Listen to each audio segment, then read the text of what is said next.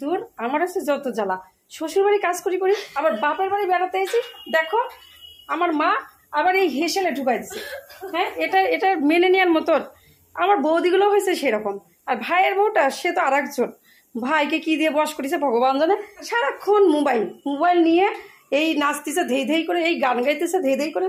আমি আর পারি না, উফ আমি ঘেমে নিয়ে একসার শ্বশুর বাড়িতে সারাদিন রাত হেসেল টানতে টানতে আমার দিন একটা কয়লা হয়ে গেল জীবনটা।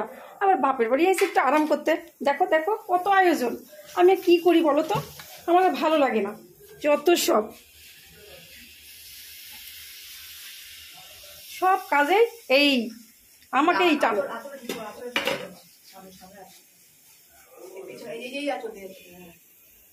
আমাকেই লাগবে, আমি ছাড়া কারোর উদ্ধার হবে না। বৌদিটা যাও বা একটু ভালো, ভাই বউটা আরো কালো, একটা কাজ করে না, কেমন অসভ্যর মতন সারাদিন ভরে ঘুরে ঘুরে বেড়ায়। আর একটা মোবাইল পাইছে, ভাইয়েরও বলিহারি।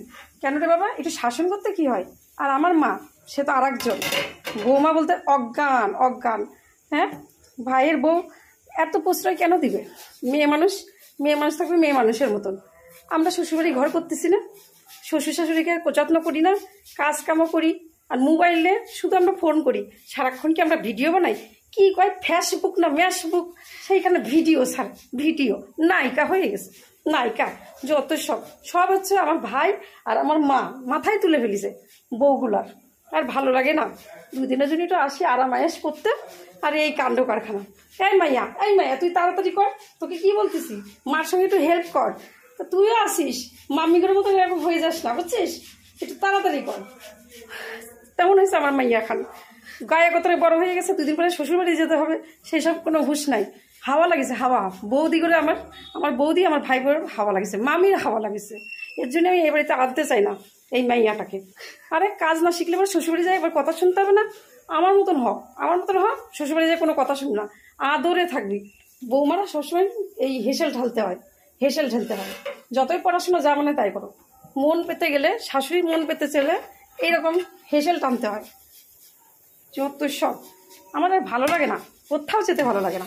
যেখানেই যাব সেখানেই কাজ, বলে না ওই যে ঢেকি স্বর্গে গেলেও বানতে হয়, আমার কপাল হয়েছে তাই। যত আজের কাজ কাম। আমার মা আসুক, আমি আজকে চলে যাবো আমার শ্বশুরবাড়ি, ওখানে আমি ভালো থাকি। আমার আর ভালো লাগে না এখানে থাইকে হারে হারে জ্বালাই।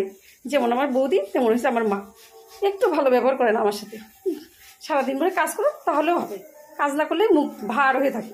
যত উফ বাবা, কত শান্তি নিজের বাড়ি।